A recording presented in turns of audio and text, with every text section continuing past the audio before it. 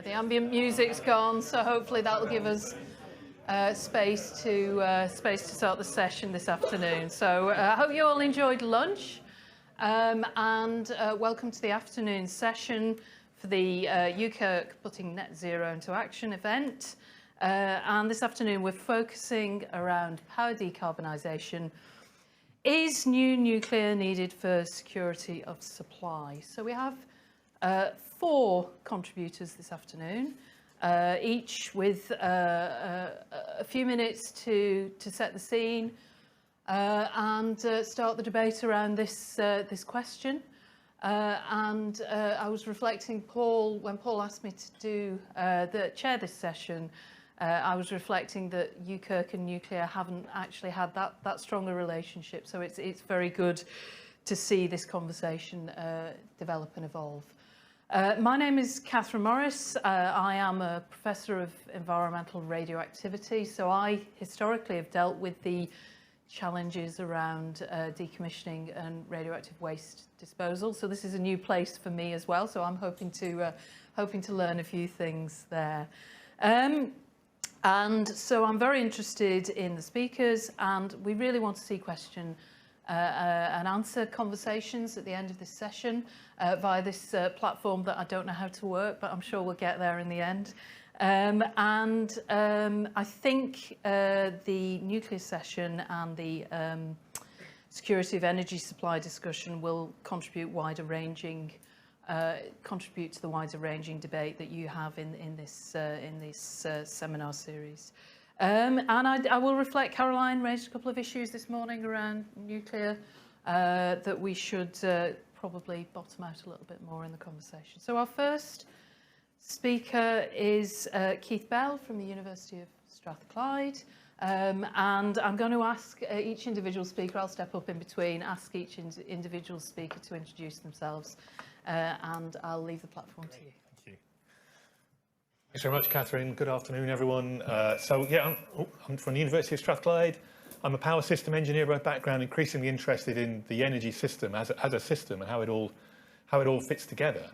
And so that's what I'm going to try and do this afternoon, is to set some of the context, really, for this discussion about how important is it, or how necessary is it, that we have nuclear power as part of that energy mix.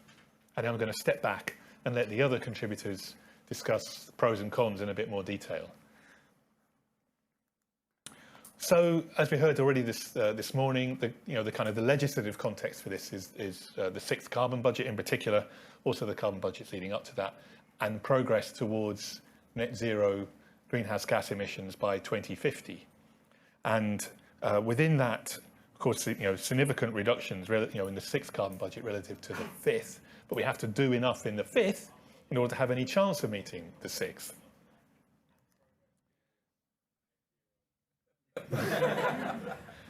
So I'll just listen back to what I already said, see whether I need to correct anything already. And a big part of that transition, again, this is from the 6th carbon budget analysis from my friends and colleagues in the Climate Change Committee, centres around electrification. So you can see that big orange wedge in the middle of that rainbow of abatement, as I've heard colleagues there calling it. So how are we going to do that? And what does that mean for the wider energy system and kind of getting rid of fossil fuels, at least getting rid of unabated use of fossil fuels?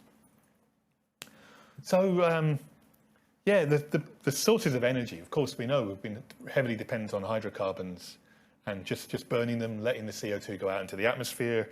So we've got to reduce our use of gas and petroleum, and to do that to a large extent, maybe not totally, we can have some arguments about the extent to which that is complete electrification, or that energy transition is complemented by use of hydrogen, and then where the hydrogen is coming from.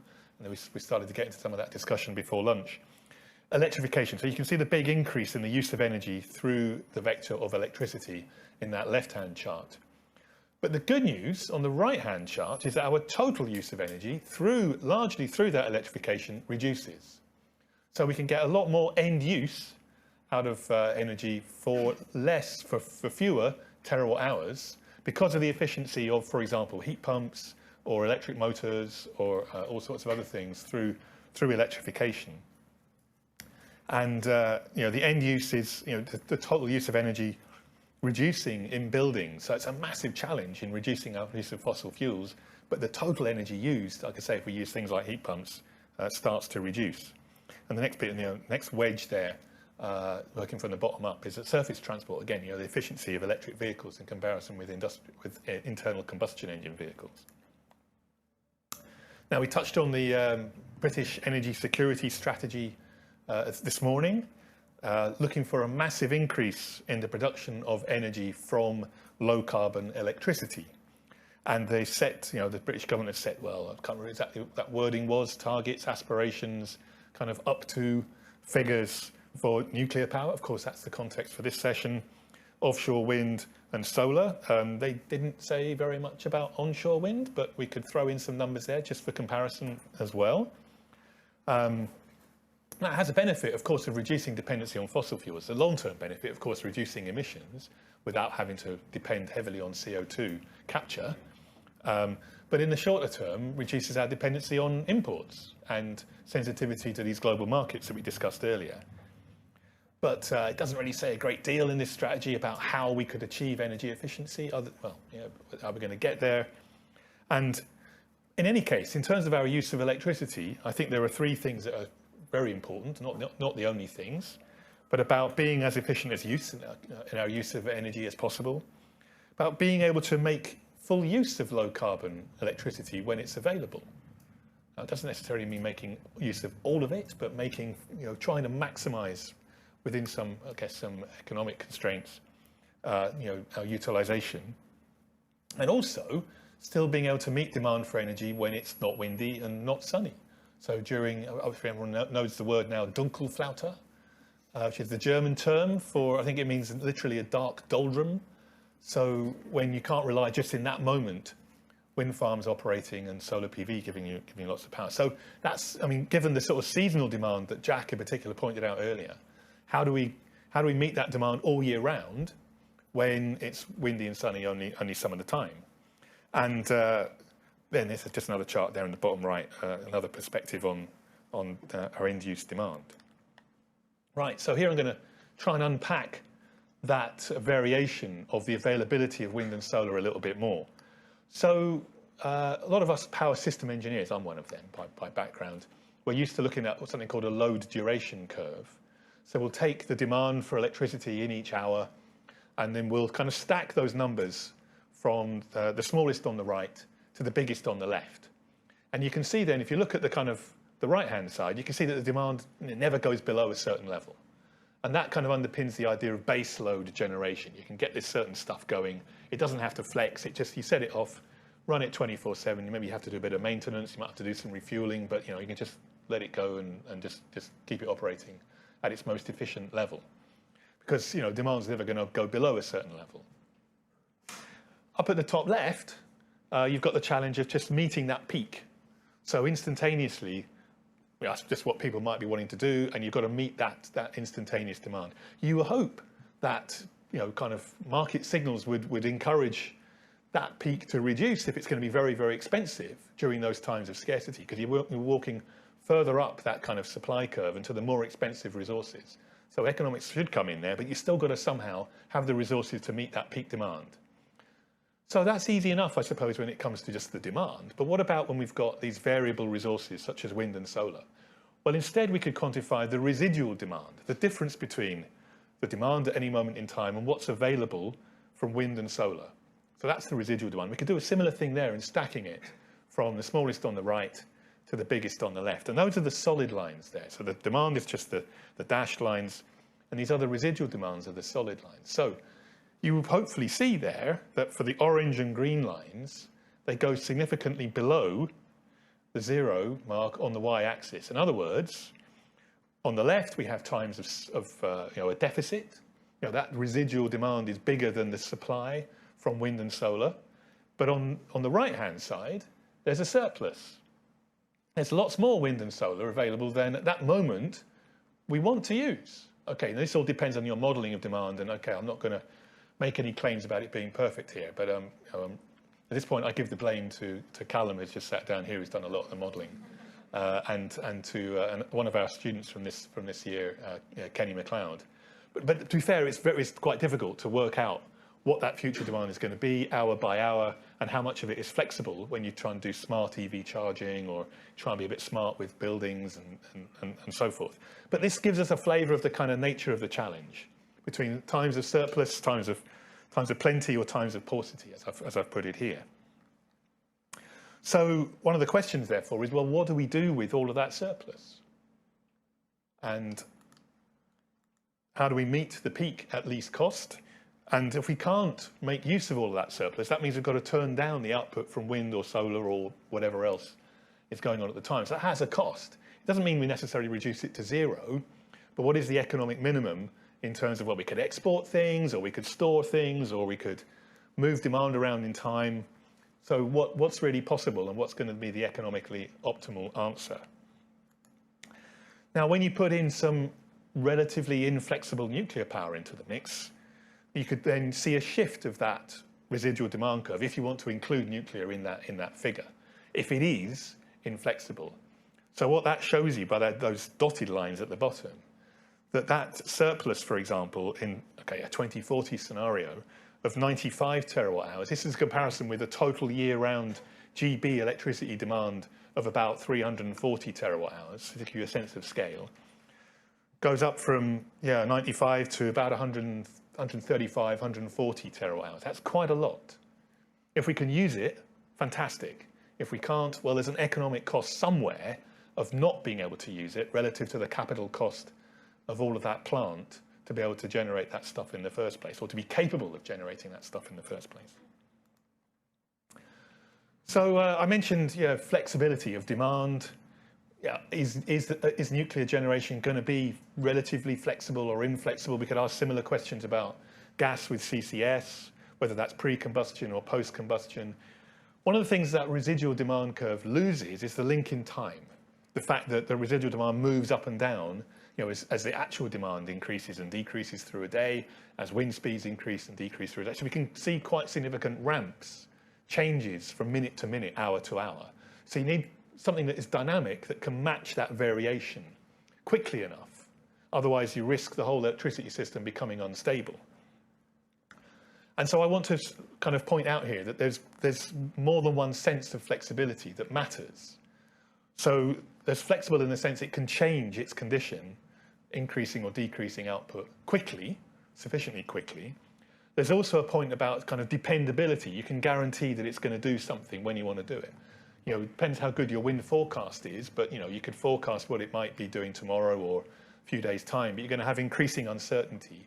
But you also know there are times when it's just not going to be very windy. Can you schedule something to fill in that gap? Can you plan it and depend on it to be able to do that? And when you do that, is that output going to persist for some period of time? So this Dunkelflaute, a week of dark doldrum conditions, the demand isn't going to go away, even if you're very flexible on it with your EV charging. There's only you can flatten that kind of that residual demand curve, but you can't reduce it down to zero, I suspect.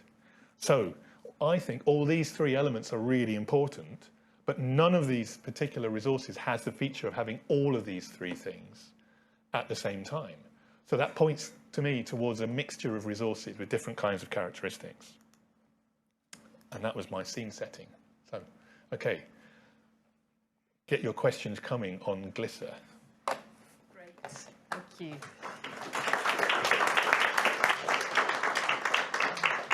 Thanks for the scene setting. For clarification from my own perspective, was that assuming that nuclear was only contributing to electricity generation, the scenarios that you presented? Yes. That's okay. That's yes. So the bit about what the demand is. So I've got hidden slides to do with hydrogen, for example, and electrolysis. Yeah, well, maybe. So I didn't show those in the interest of time, but yeah. Yeah. Thank you. Thank you for my own clarification. Okay. So to start to get into this discussion a little bit more, our next speaker is Liam Lidstone from the Energy Systems Catapult.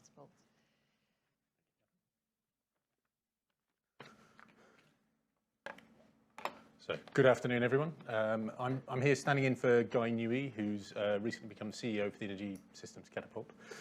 And one of the things we do at the Energy Systems Catapult, well, quite a lot of, which I'm looking around the room, I imagine most people will be more informed about than a lot of the audiences we speak to, about is energy system modelling and analysis, looking at lots of different scenarios and developments and the potential for different technologies.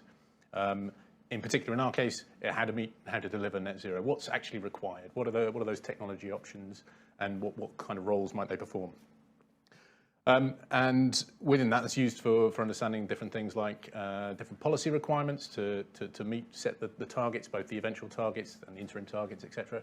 But also some of the implications of policy on the deliverability of the technology solutions, technology options, and those sorts of things, as well as the potential for technology innovation, how that might play into this, resource constraints. So a lot of work is done looking at sort of average levelized cost of energy of energy supply, but to a large extent, we don't look at that at all because there are lots of difficulties, and it doesn't account for all of the factors that system cost and option value and more sort of developed ways of assessing things account for the fact that resource constraints do not meet resource constraints for different types of resources, for different types of energy technology, and even in the supply chain of the availability of the resource, mean that there is no average or value, cost that is actually representative of anything in the system, or the wider system costs and effects of the deployment of a particular technology, if counted in isolation.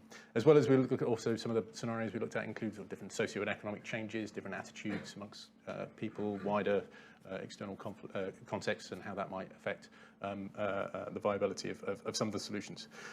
Today I'll try and bring a little bit of that perspective to the discussion in relation to nuclear. But I think I was asked here to sort of to provide the perspective of a nuclear optimist. Unfortunately, it's probably a bit inaccurate to regard myself as a nuclear optimist, and there might be various people who would take issue with that. So I'm not going to try and attempt to do that. I would say I would regard myself as a technology optimist. So I have a lot of optimism about the potential of what technology can deliver and what it can achieve. But likewise, in contrast, I'm also regard myself as a delivery pessimist. So I think there are lots of things that can crop up unexpectedly that can cause and prevent the potential from that technology, any of the technologies from being realised, and that's really I think key to some of the issues related to not just nuclear but to many technologies. So in terms of, and this is largely restating actually what Keith has shown in several slides, but I'll leave it up here just in case.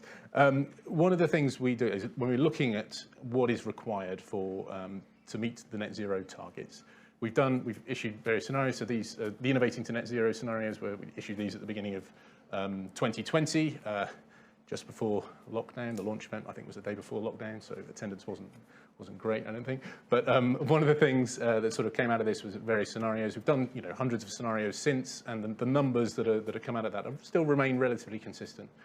Basically, what we're talking about is to deliver net zero. We're talking about doubling the size of the electricity system, doubling or tripling the size of the electricity system between now and 2050, and likewise creating a hydrogen system that's equivalent. It largely doesn't exist today for energy supply. It's equivalent in size to today's electricity system. Either of those in isolation is a huge undertaking. And this is not an either-or situation, this is a both. Both of these are required to meet net zero targets. This factors in things such as efficiency improvements, technology cost reductions, the fact that population changes, expectations, changes of demographics, changes of habits, use of smart charging, for example, storage, all these sorts of different efficiency technologies. These are huge numbers and a huge scale to try and tackle and achieve in less than 30 years. So, therefore, in answer to the question, is nuclear needed for energy security? No. Ultimately, no. We've done lots and lots of scenarios where it's possible to meet these targets and deliver these goals without nuclear. It's possible to do that. What always happens, though, is it's vastly more expensive to do so. And it relies on even more huge optimism about the scale-up of other types of technologies to deliver this.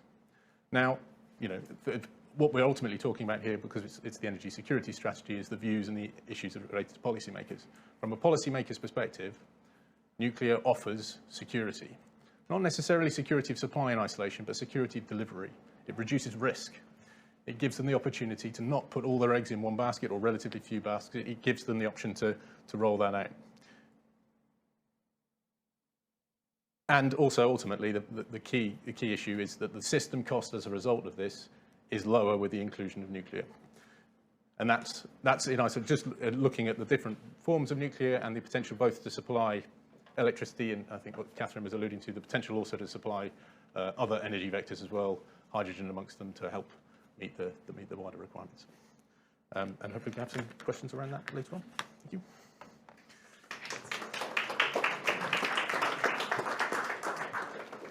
Excellent, thank you for the contribution there. I think we've got Philip. Yes, Philip Johnstone from the University of Sussex. I'll wave at you a couple of minutes before That'd be great. the end. Yeah. Okay. Sorry.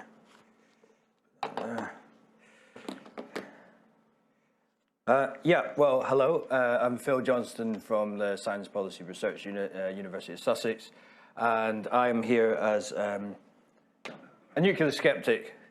But I'm not too keen on that label because I regard myself as extremely optimistic about other things.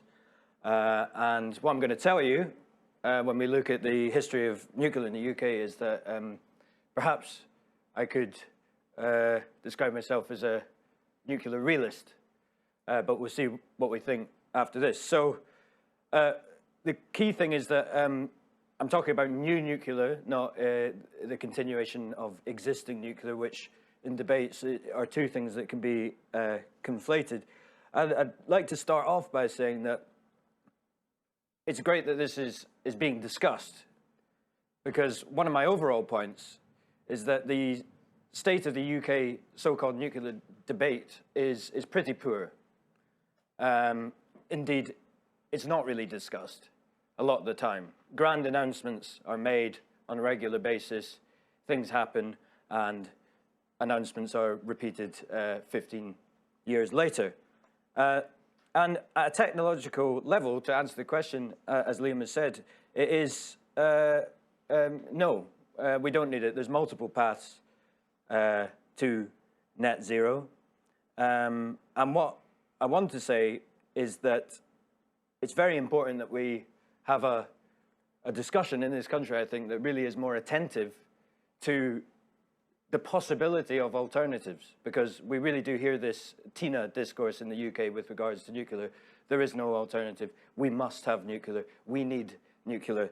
So I think this is perhaps, from a policy perspective, democratically problematic, in fact, I would hasten to say. And I want to look at the nature of nuclear need in the UK, because that can help us think about this word need in the contemporary context. As I say, in terms of the present moment, there's many, well, several large nations that don't believe there is a need for nuclear, Spain being one, Germany being another. There's scenarios by Imperial and others, and many peer-reviewed studies, many research groups working on this that show the technical and cost effectiveness of renewable pathways. I think if we focus as well on the singular attribute of CO2 and nothing else, then this is also problematic from a discussion perspective. We need to look at, if we take the IPCC seriously, 2030 seriously, 1.5 degrees seriously, cost and time. The fact that something is low carbon does not automatically mean that it has to be built.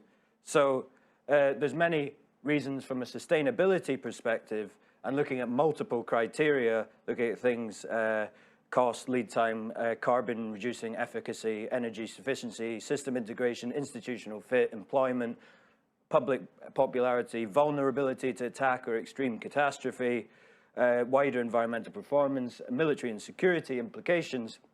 There's many factors we should be looking at when we discuss nuclear. Now, of course, one explanation with regards to the UK's nuclear persistence is that the UK is more rational than other countries when it asserts this idea that there is a need for nuclear. But let's just travel back in time to a short history of nuclear need in the UK. Now, remember, in the 60s and 70s, there was a need for nuclear reactors, AGR reactors then. They were later described by the CEGB as one of the biggest industrial blunders in British history. They took 20 years to build in some cases, Dungeness, 50% load factor. In the 1970s, it was imperative that we have fast breeder reactors. And they were going to supply a third of nuclear generation by the year 2000. By the year 2000, none was being provided by fast breeder reactors. In 1979, it was essential. We needed new nuclear in the next 10 years. 10 new reactors. There was one going to be built every year. I don't know if that sounds familiar. In the end, one was built. 2003, an extraordinary thing happened where, for the first time since the Second World War, there was a British energy policy that didn't include nuclear. Extraordinarily, 2 years later, 2005, there'd been this reversal by Tony Blair. Much of it decided in secret in the Cabinet Office. That's not me saying that. That's a nuclear advocate, Simon Taylor, says that in his book. And then we were back to the nuclear renaissance. It was back with a vengeance, nuclear. By 2008, things were in full swing. We needed, and it was essential, to have nuclear in the next 10 years. Gordon Brown said, we're going to have 8 new reactors by 2020. The planning system was streamlined. The licensing regime was streamlined. It was going to be no subsidies, of course, back then. Exceptional things happened in the planning system to speed up the development of Hinkley C so it could be operating by Christmas 2017. This was needed to keep the lights on, keep costs low, and rapidly reduce emissions. Well, what happened? Well, we know what happened. There is no electricity being generated by new nuclear in the UK. Costs have nearly tripled. Meanwhile, renewables in the UK has gone from 10% to 40% in a 10-year period, more or less. So without the fanfare of a nuclear renaissance and everything like that, 39 gigawatts and more have been added of renewables. And something that I always come back to is in 2003, supporters of nuclear energy, SOAN, they said that the idea of Scotland generating 40% of its electricity by 2020 from renewables was fanciful. It wasn't rational. And you may know that Scotland is nearly generating the equivalent of 100% from that, going from about 25% to over 90% in a 10-year period, which for a region is perhaps one of the fastest energy transitions we've seen. And we've had the NAO and the PAC calling for us to have a debate and to revise the established need for nuclear in 2011. That hasn't been forthcoming, really. Some of the modelling, despite freedom of information requests and so on, that underpins this need for nuclear is not revealed. Suddenly, there's a new nuclear need in town, which is small modular reactors, which overnight 70 years of nuclear economics has been turned on its head. And rather than the economies of scale, which were always essential to nuclear, we need small things. And then we have the AP1000s that the government wants to build, which have been disastrous in the United States. The EPRs have been disastrous, but still the UK government looks at this and says, we need this. There are other reasons why there is a need for nuclear. If you read Nuclear Intelligence Weekly, if you read the Rolls-Royce documents on small modular reactors, it's very clear that they state small modular reactors are important to underpin the skill and supply chains for nuclear submarines. That's not some wild theory, that's stated by Rolls-Royce. We don't discuss that. So I'll finish on this, which is the thing I'm getting at. The point I'm trying to put forward is I do believe that in the UK there is a particular mindset that dominates policy that is determined to build nuclear time and time again in these repetitive loops of 15, 20 years, and it doesn't really seem to matter if it fails or if the costs increase. The answer to the problem is more nuclear. And I just want to leave with this, which is, in terms of this need, I just want us to kind of imagine if in Britain, in UK policy, if we needed nuclear, if we needed things like demand reduction, insulation, the cheapest source of energy in the UK, onshore wind, if we needed those things as much as we apparently need nuclear, where would we be now if those things had been priorities for the past few decades and we had a different mindset? So I'll leave it there in that we need to think about the nature of need. Thank you.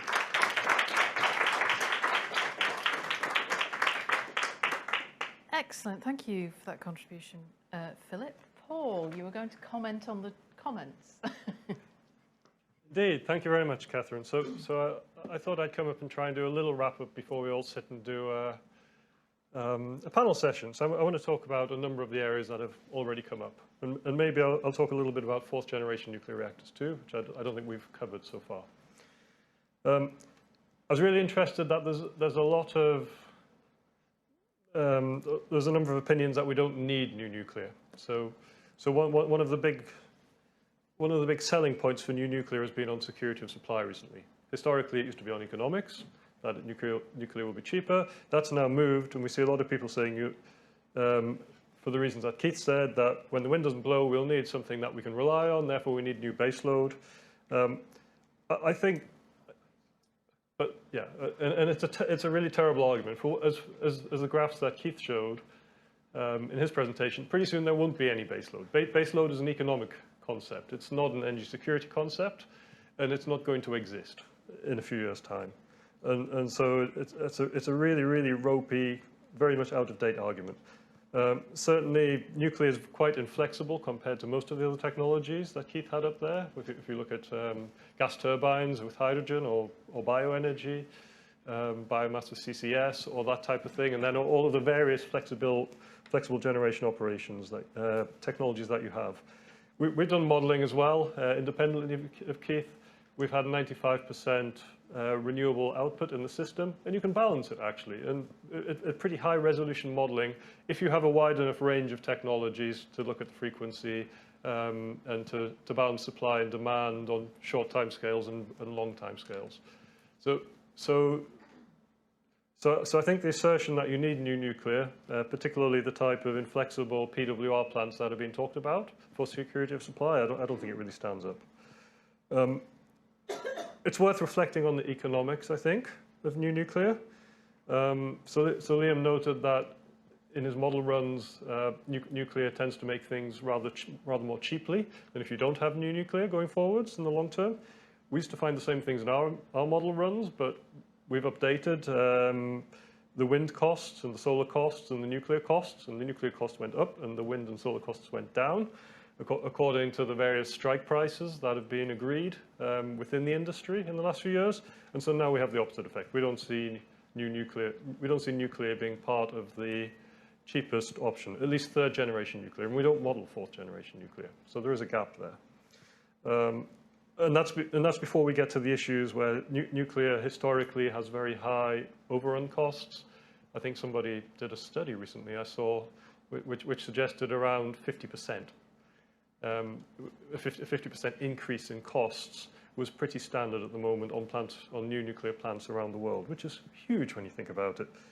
The government has moved to use a regulated asset-based model with nuclear, which essentially socializes the risks.